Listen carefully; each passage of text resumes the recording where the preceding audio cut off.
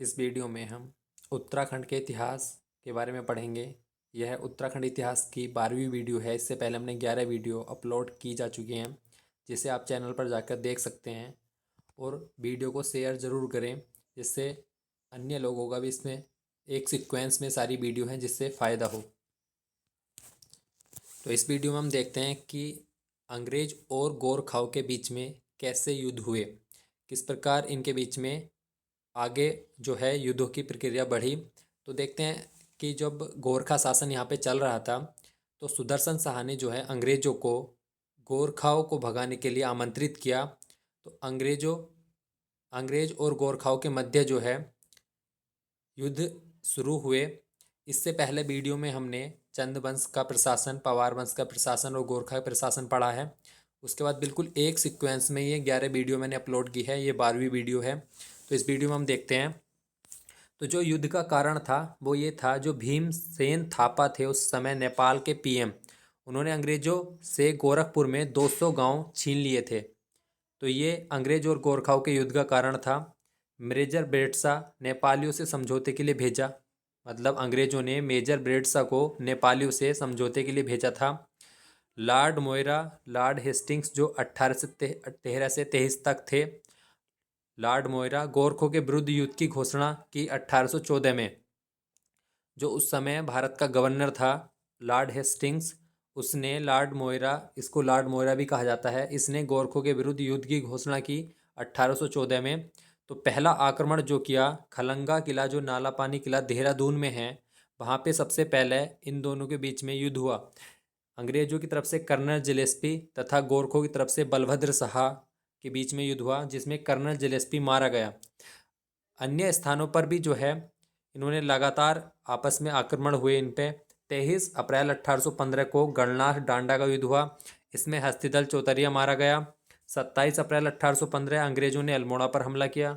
27 अप्रैल 1815 gardener और बमशाह के बीच में संधि हुई। 28 अप्रैल 1815 को कर्नल निकोलस और बमशाह के बीच में संधि हुई।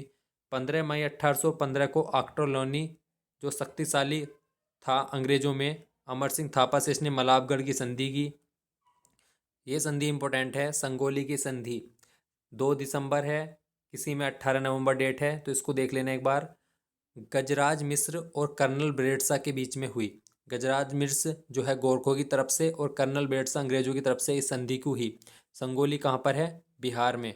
4 मार्च। फिर उसके बाद जो है गोरखों ने इस संधि को नहीं माना, लेकिन अंग्रेजों ने फिर से 4 मार्च 1816 को नेपाल सरकार, मतलब नेपाल पर चढ़ाई कर दी। फिर से नेपाल सरकार को ये संधि माननी पड़ी। तो 4 मार्च 1816 को इस संधि को मानना पड़ा नेपाल सरकार को। इस संधि के तहत जो है, जो कुमाऊं और गढ़वाल है उस पर अपना अधिकार गोरखों ने छोड़ दिया। और जो अंग्रेजों की सेना थी उसमें एक गोरखा रेजिमेंट रखना इन्होंने मंजूर किया।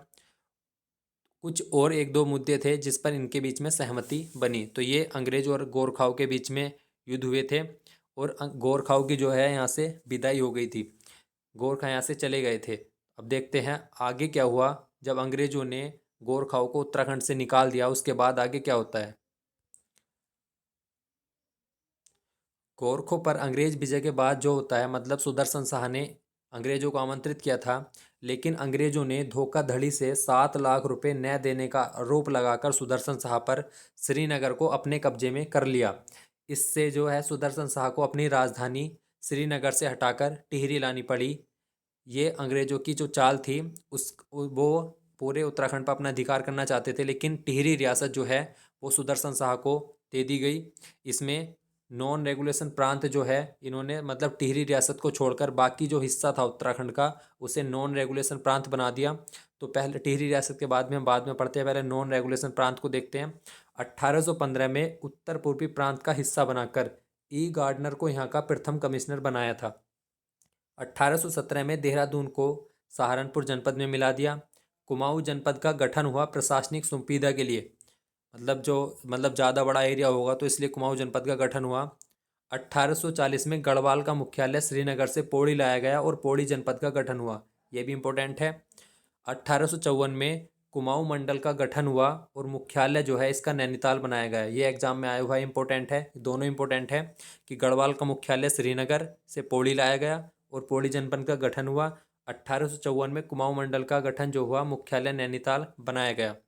1891 में 1854 से 1891 तक कुमाऊं और पौड़ी गढ़वाल दो मंडल थे। 1891 में नॉन रेगुलेशन सिस्टम को समाप्त कर दिया गया और कुमाऊं से अल्मोड़ा जनपद और नैनीताल जनपद बना दिए गए।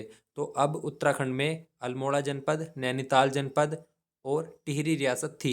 ये तीन चीज़ें थीं। स्वतंत्रता तक जो है अल्मोड़ा, नैनीताल और पौड़ी जनपद रहा, ये तीन थे। टिहरी रियासत अलग थी। 1902 में संयुक्त प्रांत आगरा व अवध का गठन हुआ। उत्तराखंड को उसमें मिला दिया गया 1902 में। 1937 में संयुक्त प्रांत, 1950 से यूपी का अंग हो गया। 1904 में नैनीताल गजेटियर में हिल स्टेट कहा गया था। उत्तराखंड को क्या कहा गया था, इंपॉर्टेंट है, नैनीताल गजेटियर में उत्तराखंड को हिल स्टेट कहा गया था। कब? 1904 में। तो ये जो उत्तराखंड की नॉन रेगुलेशन प्रांत था उसके बारे में हमने पढ़ा। अब दूसरा भाग जो है जिस पर टिहरी राजवंश ने शासन किया वो थी टिहरी रियासत। टिहरी रियासत में सुदर्शन शाह ने अपनी राजधानी श्रीनगर से टिहरी स्थानांतरित की थी। इसे रेस्टोरेशन डे के रूप में मनाया जाता है 28 दिसंबर 1815 को। इम्पोर्टेंट है, डेट भी याद रखना है। 1820 में ब्रिटिश पर्यटक मूर क्राफ्ट टिहरी आया था, जो 1812 में कुमाऊं और गढ़वाल होता हुआ तिब्बत गया था। वो 1820 में मूर क्राफ्ट टिहरी भी आया था, तो इसकी डेट याद रखें 1820 में। सुदर्शन शाह को कलाविदों का शिरोमणि कहा जाता है। 4 मार्च 1820 को ब्रिटिश सरकार ने टिहरी पर सुदर्शन शाह के वंशजों का अधिकार जो है वो स्वीकार कर लिया। कब? 4 मार्च 1820 को। उसके बाद देखते हैं जो सुदर्शन शाह का शासन काल वो 1859 तक रहा। 1859 से उसके बाद फिर भवानी शाह है। उसके बाद कार्य देखते हैं इनके। 1823 में टिहरी का पहला भूमि बंदोबस्त कराया सुदर्शन शाह ने। रवाई को टिहरी में शामिल किया 1824 में। 1848 में टिहरी में राज दरबार बनाया, जिसको पुराना दरबार कहा जाता है। आश्रय जो है चैतु माड़कू को आश्रय देने वाला पहला शासक था ये सुदर्शन शाह। सूरत कवि, अपने आप को इन्होंने सूरत कवि से संबोधित किया। टिहरी की जनता जो है सुदर्शन शाह को बोलांदा बद्रीस कहती थी। और जो एक फ्राइडन था अंग्रेज अधिकारी, उसकी बाघ से इन्होंने रक्षा की थी। एक उन्होंने रचना की है सभासार ग्रंथ, जिसे 60 खंडों में विभाजित किया गया है और इसमें जो है ब्रज भाषा का प्रयोग किया गया है। तो ये सुदर्शन शाह थे। अब अगला शासक देखते हैं। सुदर्शन शाह की मृत्यु के बाद जो है उनका पुत्र बेटे शेर शाह जो था, मतलब इनके दो पुत्र थे, शेर शाह ने गद्दी हस्तगत कर ली। दूसरे पुत्र शेर शाह ने गद्दी हस्तगत कर ली, लेकिन बड़े पुत्र भवानी शाह जो साधु प्रकृति के थे, मतलब सीधे साधे थे, इनको अंग्रेजों के माध्यम से गद्दी मिली।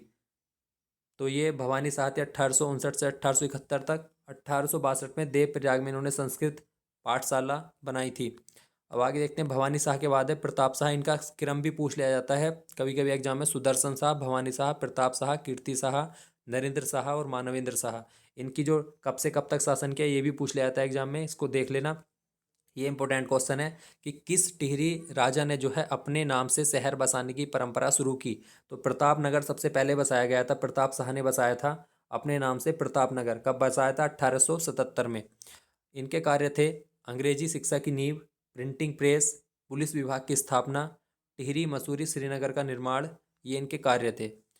अब बात करते हैं 1876 में खैराती सफाखाना की स्थापना की इन्होंने। 1873 में भूमि व्यवस्था जूला पैमाइश पर की इन्होंने। तो ये दूसरा बंदोबस्त था टिहरी रियासत का। 1800 दूसरा नहीं, शायद तीसरा है, इसको देख लेना एक बार भूमि बंदोबस्त वाली वीडियो में।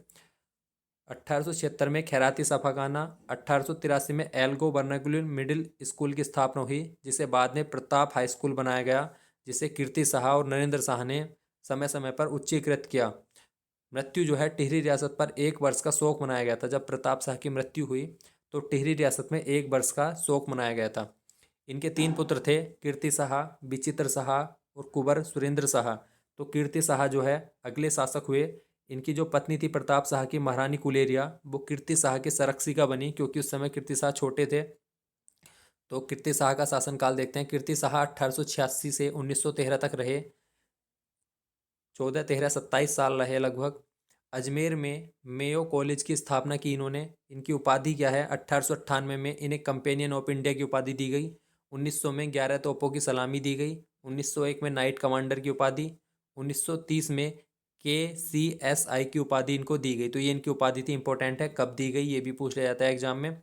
गढ़वाल का अकबर इनको कहा जाता है कीर्ति चंद को। क्यों कहा जाता है? क्योंकि अकबर ने भी जो, क्योंकि इनके दरबार में नवरत्न तो थे नहीं, इस बेस पे नहीं कहा जाता। अकबर ने जो है धर्म सम्मेलन बुलाया था, इसी प्रकार इन्होंने भी जो एक धर्म सम्मेलन बुलाया था, उस आधार पर जो है इनको गढ़वाल का अकबर कहा जाता है। स्वामी रामतीर्थ जो है 1902 में टिहरी गढ़वाल आए थे और कीर्ति शाह ने इनको अंतर्राष्ट्रीय धर्म सम्मेलन में भेजा था। कब भेजा था? जब 1893 में अंतर्राष्ट्रीय धर्म सम्मेलन हुआ था, जिसमें स्वामी विवेकानंद जी भी गए थे। तो उसमें जो है अंतर्राष्ट्रीय धर्म सम्मेलन में कीर्ति शाह ने जो है स्वामी रामतीर्थ को भेजा था। कार्य जो है बैंक ऑफ गढ़वाल खोला।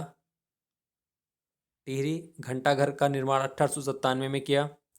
कीर्तिनगर की स्थापना 1894 में। 1909 में देखो प्रतापनगर की स्थापना भी हुई थी, इन्होंने भी अपने नाम से नगर की स्थापना की, कीर्तिनगर की 1894। 1909 में हीवेट संस्कृत पाठशाला की स्थापना की और सर्वप्रथम बिजली की सुविधा उपलब्ध कराने वाला शासक भी कीर्तिचंद था। अगला शासक है नरेंद्र शाह। नरेंद्र शाह जो है 1913 से 1946 तक रहे। इनकी संरक्षिका राजमाता नेपोलिया और जो महारानी गुलेरिया थी वो कीर्ति शाह की थी। राजमाता नेपोलिया संरक्षिका थी नरेंद्र शाह की, तो इनमें भी कन्फ्यूजन नहीं होना। इन्होंने भी अपने नाम से नरेंद्र नगर की स्थापना की। उसके बाद ये नरेंद्र नगर को इन्होंने अपनी राजधानी बनाया, जिसमें 30 लाख रुपए का खर्चा आया था 1925 में। 1905 है ये। 1925 में इन्होंने नरेंद्र नगर को अपनी राजधानी बनाया। इनकी उपाधि जो थी 1921 में CIE की, 1931 में KCSI की उपाधि इनको मिली। डेट में थोड़ा कन्फ्यूजन हो सकता है कि क्योंकि अलग उत्तराखंड की जो बुक हैं उनमें अलग अलग ये दिया हुआ है, इसको एक बार देख लेना फिर भी आप। कार्य जो है इन्होंने डोरी पैमाइश प्रथा पर जो है भूमि बंदोबस्त कराया। गढ़वाल का शेर शाह सूरी कहा जाता है क्योंकि इन्होंने सड़क निर्माण ज़्यादा कराए थे। जैसे शेर शाह सूरी जो अफगानी था, अफगानी शासक, उसने भी सड़कों का निर्माण कराया जाता है। इसी बेस पर जो है गढ़वाल का शेर शाह सूरी कहा जाता है नरेंद्र शाह को। 1920 में कृषि बैंक। 1923 में सार्वजनिक पुस्तकालय। 1921 में टिहरी में पहली बार जनगणना हुई। 1938 में टिहरी हाई कोर्ट की स्थापना हुई। 1934 में रेड क्रॉस सोसाइटी। 1939 में कुष्ठ विधान परिषद। 1943 में टीका विधान। तो ये जो है इनके द्वारा कुछ चीज़ें की स्थापना की गई। कीर्ति शाह की स्मृति में नरेंद्र शाह ने 1 लाख रुपए दान दिए थे, ये भी इंपॉर्टेंट है। बड़ा बेगार कुप्रथा को जो है इन्होंने समाप्त किया। तो ये नरेंद्र शाह थे। अब अगले शासक देखते हैं मानवेंद्र शाह। मानवेंद्र शाह जो है अगस्त 1946 में शासक बने। टिहरी राज्य प्रजामंडल को वैधानिक स्वीकृति प्रदान की।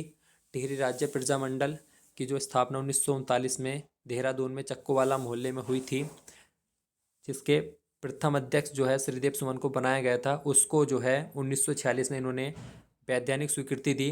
28 अप्रैल 1947 को शांति रक्षा अधिनियम इन्हीं के समय आया और 1 अगस्त 1949 को टिहरी राज्य का भारत में विलय हो गया और ये संयुक्त प्रांत का 50वां जिला था।